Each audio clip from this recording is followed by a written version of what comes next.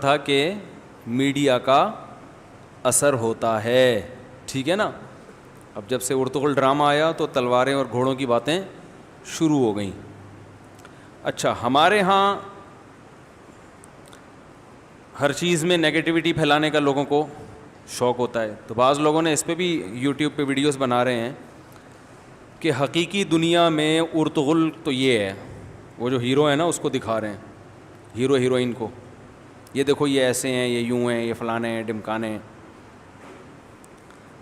بھائی آپ نے کیا کرنا ہے حقیقی دنیا میں؟ وہ جیسے مرضی ہوں، ٹھیک ہے نا، اس سے آپ کو کیا لینا دینا ہے؟ تو ظاہر ہے وہ تو ایکٹر ہے نا، ان کی نجی زندگی جو مرضی ہو، اس میں کیا کرنا ہے آپ نے؟ اس سے جو میسج ملتا ہے نا، اس میسج کو فوکس کرنا چاہیے کہ میسج کیا مل رہا ہے. اچھا، دوسری بات کہ ہمیں اپنے آپ کو جدید تقاضوں کے مطابق ڈھالنا پڑے گا، چلنا پڑے گا. اس کے بغیر ہم آگے نہیں جا سکتے، اللہ بھی راضی نہیں ہوگا ہم سے. لوگ ایک سوال یہ کرتے ہیں کہ ناجائز کام کر کے دین کی تبلیغ نہیں کی جا سکتی. سمجھ رہے ہیں؟ یہ بات بالکل درست ہے.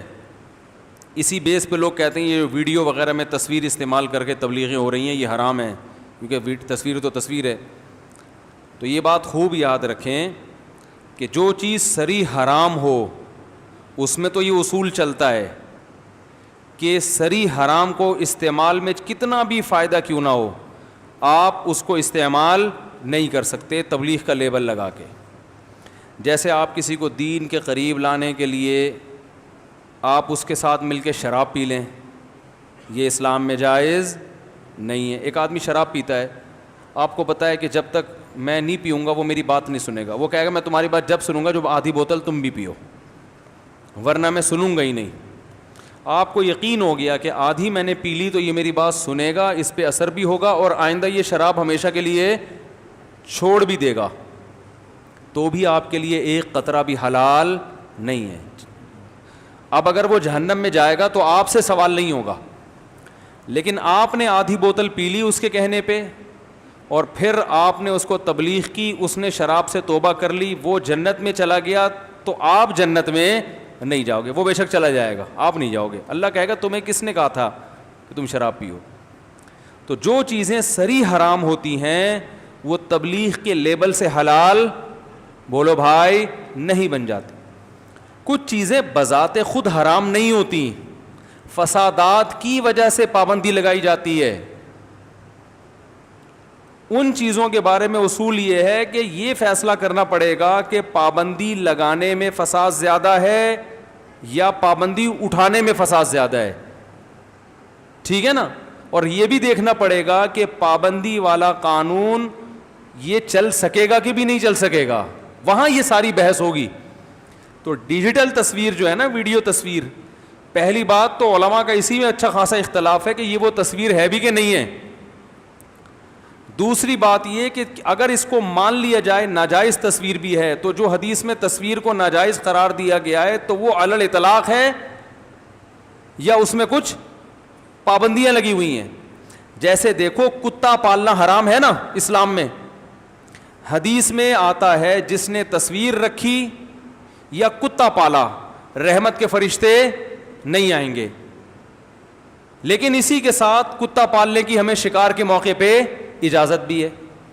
اب اگر کوئی یہ کہتا ہے کہ بھائی شکاری کتا شکار کے لیے پالنا حرام ہے کیونکہ اس میں ہمیں کتا پالنا پڑتا ہے، تو ہم یہ کہیں گے بھائی شکار کے موقع پہ کتا پالنا حرام رہے گا ہی نہیں.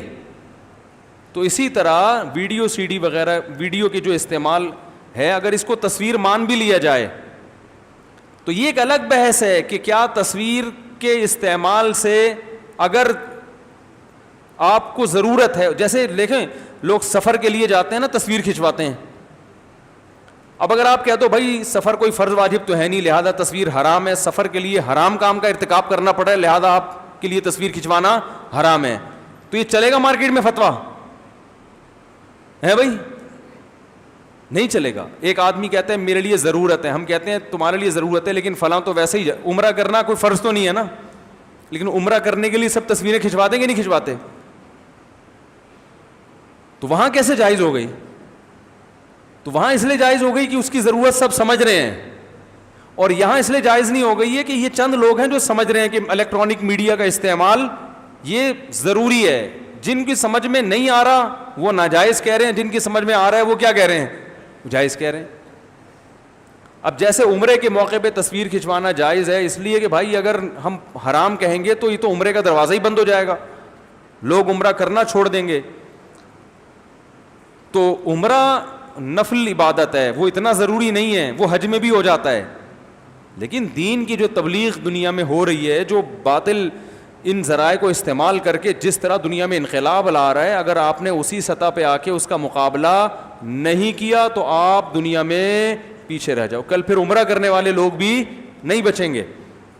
تو یہاں یہ بحث ہی نہیں ہوتی کہ یہ ناجائز ہے. بھائی اس موقع پر یہ جائز بن گئی ہے, ناجائز رہی نہیں ہے.